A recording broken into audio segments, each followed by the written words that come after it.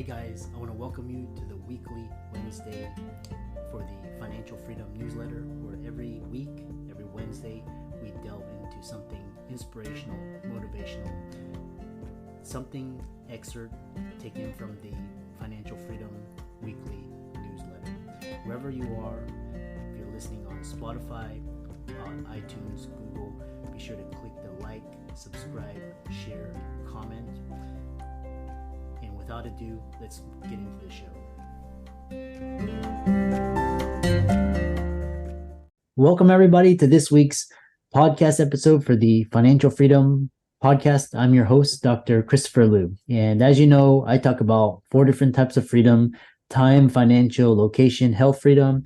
In that regards, I'm always scouring the globe looking for entrepreneurs doing cutting edge things, bringing those insights to you and sharing those with the audience. So today we have George Morris, and he is a certified business growth coach and implementer. So talking all about scaling. But today's really interesting is we're going to talk about uncertain times, growing your company versus failing, mental, emotional resiliency, and moving forward in really interesting times. So I'll bring George onto the show and welcome him. So welcome, George. Hey, thanks for having me, Christopher. Glad to be on here and looking forward to a really great conversation with you. Yeah, and I know we had connected through Podmatch, and you have a really interesting bio and background. So tell us more about your story and how you got started. Yeah, sure. So I'll just cut right to starting a business as an entrepreneur, right? Came out of college, failed miserably at starting a business. My background was environmental sciences. And so, when I came out of college, I knew I actually wanted to do something with the web. No one really was doing anything with it when I came out of college. And my first year in business, owning a digital agency, I made a whopping $600. And that was the whole year. So I immediately decided this is probably not for me. I should probably pack my bags. I was about to go back into the family construction business. And the day before I made that decision, company pulled me in and then said, we'll make you a project manager, we'll make you a coder here in the company, and worked for them for 2 years. They relocated me to Colorado, right at the dotcom boom and the bust, right? So as soon as we started up, we ran 2 years in the business, and then the dotcom bust happened. And I started my agency, had that, a software development agency, marketing agency for 14 years. And went through all the ups and downs, learning curves, everything, grew that to a little over 3 million. And then exited, sold my share in 2016, and then became a consultant after that, helped the company through an acquisition. And that's where I'm at today. That's the most abbreviated version I can give you. I talk a lot, so that's where I'm going to leave it. Yeah. And I imagine it's been a wild, like 22 plus years, 20 plus years. It's just. Yes. Yes. It's been a wild ride. I would say, starting in the dotcom bust, really. I started my agency right at the dotcom bust. And what was nice about that, and I actually really mean it was nice, is that we had to be lean. We had to be really clear with why anybody wanted to do business with us. And that really set us up for success for the next 13 or 14 years. And so starting off in tough times could be a blessing. Yeah. I was it's so interesting, like Airbnb, DoorDash, all of the Uber, they all came out of 2008. And I'm listening to some podcasts in all these startups, especially recession, and basically the way to capture market share during these times is to cut costs, be just basically execute and, act like a startup. And if you make it through, you gain so much because everybody else. Sure. Yeah, absolutely. Yeah. It's interesting. You also co-founded TEDx Boulder, and one thing I had question is you have something called the experience in EOS traction. What is EOS traction? Yes. So that's kind of where I'm at today. Started TEDx Boulder, and that was a fun ride for a while there. But when towards the later years of my agency, I just realized that having an environmental science background, not an MBA, I really didn't know what I was doing in business. I was finding success, We're in the local fastest growing company, best place to work. All of that felt like success. But there was still like a voice in the back of my head that said, you're faking it. You're an imposter. You don't know a variety of things. So how are you going to figure that out? So I joined EO, the the entrepreneur organization. And EO creates these peer groups of, call it 7 other entrepreneurial peers, where you talk about your business best and your personal business worst, the top 5 and bottom 5%. So as we start getting into this, I'm entering it thinking I'm going to walk away with a lot more business experience. But what I realize is that's the conversation starter at the top of the iceberg. The bottom of the iceberg is all the personal stuff, the struggles that you work through to get to where you're at as a business leader, and getting rid of the things like imposter syndrome and all of this. And as we're doing this, I come across Vern Harnish, who is the founder, and he starts telling us about this thing called gazelles or Rockefeller habits. And it's a system for organizing your business and running your business. I'm like, this is great. This is a fantastic system. I try to self-implement it, completely fail at it, but I learned. And then as the years went on, another colleague in EO created this thing called EOS Traction. And his name was Gino Wickman. So it's a watered down version of what Vern created. And then this thing starts catching on. It actually gets traction. So traction gets traction. Other entrepreneurs start using it. I start helping other entrepreneurs implement traction. I'm not a certified traction implementer, but I help them get moving on it. And then through helping one of my colleagues build his company up for acquisition, we get acquired. And then as we get acquired, I'm working in a 500-person company for 6 months after the acquisition. And I'm like, I got to get out of here. I can't do this. I'm an entrepreneur. I define myself that way. I leave, and I went to go start a blockchain company. And a friend of mine's like, stop it, stop it, stop it. 2 other entrepreneurs are like, you are not going to start a blockchain company. Go be a coach implementer. I'm like, I don't want to be a coach. I have all this baggage around coaching. And I then come back out. I realized Rockefeller Habits was rebranded into Scaling Up and made better. And I'm like, oh, I'm going to be a scaling up coach. And it's like traction is your high school degree. Scaling up is like your college degree. And then there's another system called the 3 Way or metronome. And I call that your PhD level business operating systems. Oh, interesting. Which is very, yeah. And then it was really interesting how you've transitioned from all like scaling up coach, and now you're like working with all these different companies. And tell us, especially your honest opinion assessment, like especially these times, like especially 2020 to now, businesses, is it worse? Is it more volatile, uncertain than 2008? 2000 forwards. Tell us more about your assessment. Yeah, my assessment of it is I feel like a lot of it's overblown. That's my honest assessment. I think the media likes to grab a hold of a story and run with the story and make it bigger than it is. I don't know that it truly impacts most companies on a day-to-day. Business might get a little slower at times. Business might be a little higher on times. With the exceptions, there's always companies that, these ebbs and flows within the economy are going to eliminate some businesses, and it's going to give birth to new businesses. And it's just a continual ebb and flow. And if you expect that there's always going to be an ebb and flow, you also know that these areas where we have these troughs in the economy and in the marketplaces, they're going to end at some point.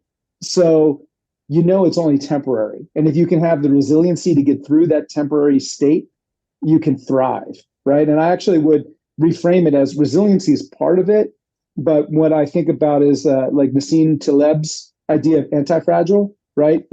That's above the resiliency. It's like, not only how am I going to survive this and be resilient, but how am I going to get stronger and better from these hard times? I think that's the lesson we all need to be learning when we have a downturn in the economy. Yeah.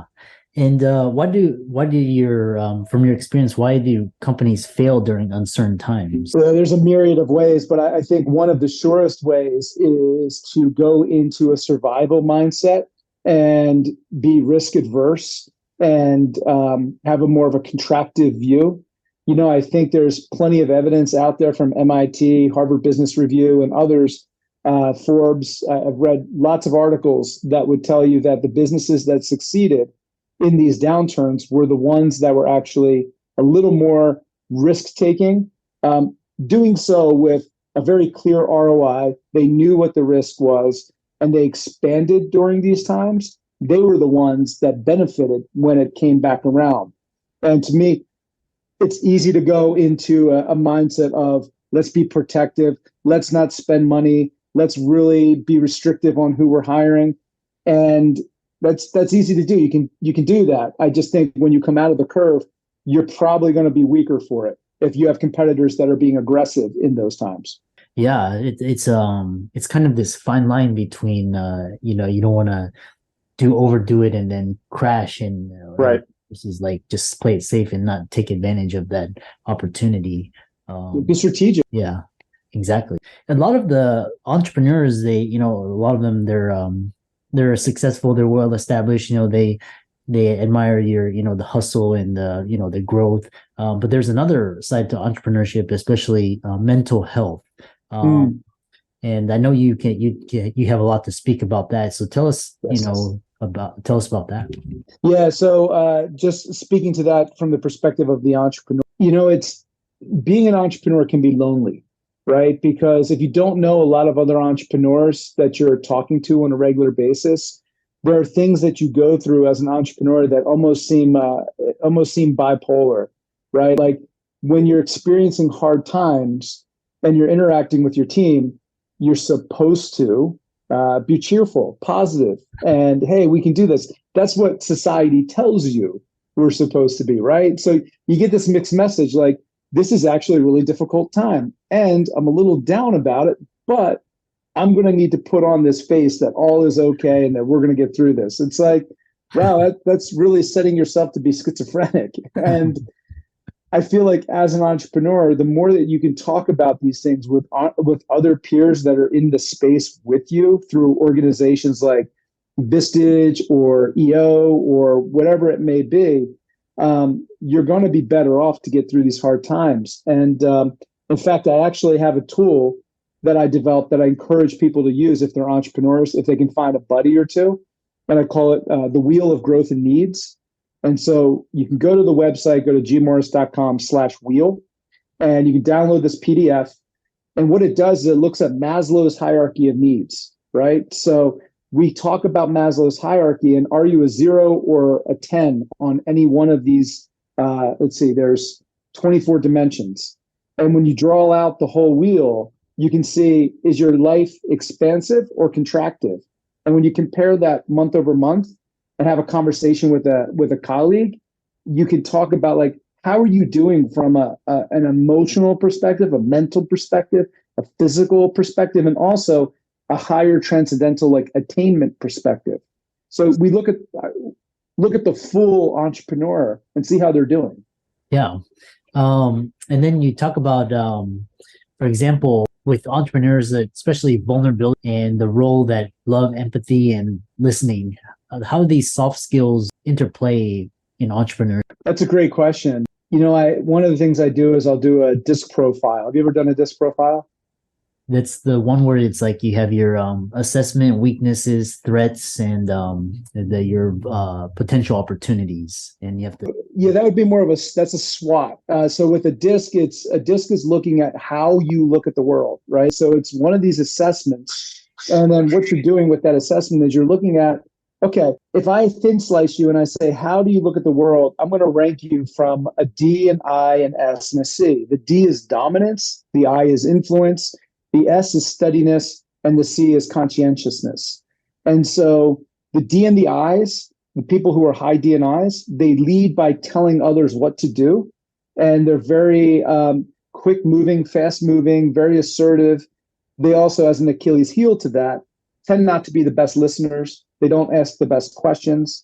And then you have the S and the C's, which are great at asking questions, great at an analysis and systems approach.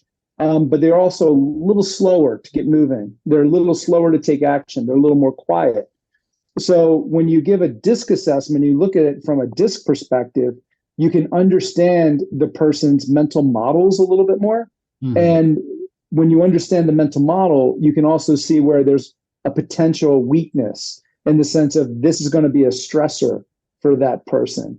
And when you get a group of entrepreneurs together that speak that language, it's really easy to take a look at them and say, if I do this thing, I'm going to stress you out. Or if you take on this task, you're going to get stressed out. And again, that helps with the mental health conversation a lot with a group. It's like so many, once you understand, your personality and all your strengths, weaknesses, your personality, you can better lead teams. Yep. As we wrap it up, there's actually, you have so much wealth of knowledge. As we wrap it up, one final question is, what have you found most surprising about coaching executive teams, and 3 tips you can give that will help our listeners grow? Okay. Observations from the teams I've coached. A wide variety, north of $100 million, some of them $1 million. I would say nobody has it figured out. There's this impression that when you have a smaller agency, a smaller company, whatever it may be, that there's a lot to figure out, and the bigger companies have figured it out. They haven't. Their dysfunctions are just larger dysfunctions, but they're dealing with the same issue, be it personnel, hiring, leadership, egos, whatever it might be. They're still dealing with it. So I think there's that piece which I definitely see. I would say from a takeaway, you asked me what are 3 takeaways? Is that right? 3 tips for teams? Uh-huh. 3 tips. I recommend everybody who is starting out as an entrepreneur or has a business or is running a $1 billion corporation to read Patrick Lencioni's 5 Dysfunctions of a Team. What he has to say in that book is relevant for businesses of all sizes. And basically it comes down to trust. If you can't trust the team that's around you, you're not going to get anywhere quickly. And when we're talking about trust, we're not talking about like, hey, Christopher, I asked you to get this done and you didn't get it done. I don't trust you. It's more about vulnerability-based trust. It's more about, I asked you to do this thing. You didn't do it. And I'm not going to come back to you and check in with you, but you're going to come back to me and be like, hey, George, I know you asked me to do this. I said I was going to have it done last Friday. I didn't do it because I was having a really bad day and I was struggling with something, but I will have it for you on Monday. That's telling me that I can truly trust you because you're owning your own experience. So I would say Patrick Lencioni's work is phenomenal. The other piece that I would say for everyone is to really get clear on their meetings, why they're having their meetings. We too often default to this. I have a great idea. I want to share it. And I'm going to invite whoever I can to the meeting. But we're not really clear as to why we're having the meeting. And what are the topics? What are the outcomes? You look at companies like Amazon, and Bezos created a culture where they do all of their preparation by creating a document. They share a document, and everybody is expected to come to the meeting prepared and clear. And they work through everything within the meeting. So they may have information that needs to be read. They take time in the meeting to read it collectively. And they have very clear outcomes for their meetings. When you're looking at scaling up, you talk about your meetings as being weekly, monthly, or quarterly. If I'm doing something like a financial review, I'm going to put that at the monthly meeting, not the weekly meeting. The weekly meeting is reserved for firefighting or issues that pop up that need to be addressed that week. And if it's something that's more strategic, it's probably going to wait to my quarterly meeting where I can sit down and have deeper, longer discussions than 45 minutes in a conference room, right? So get clear of the granularity and the information you're trying to cover. And I would also say, lastly, have a set of KPIs, some type of metrics, KPIs, OKRs, whatever you want to pull up, but have a handful of them. Sometimes I think we get into the belief that if we're measuring everything, that somehow we're going to see the things that we're missing. And I would argue that it's not about the number of metrics that you're tracking. It's really about the quality of the few metrics that many roll up into. And if those metrics can be leading indicators about where the business is going and not lagging indicators in terms of where the business went. because with the leading indicators, I can take action on the leading indicators. There's not much I can do for the lagging indicators of what happened in the past. Yeah. And so, a few metrics, no more than 10, I think is key for most people running businesses. Yeah. Awesome. Thanks for a wonderful conversation. Be sure to follow George. He's on Facebook, LinkedIn, Instagram, Twitter, as well as his website. Check out gmorris.com/connect, where you can connect with George on his website, and you can schedule a free session or chat. And so this was a really could be a 1-hour masterclass, and we look forward to having you back on the show. All right. Well, Christopher, glad to talk and glad to spend some time with you.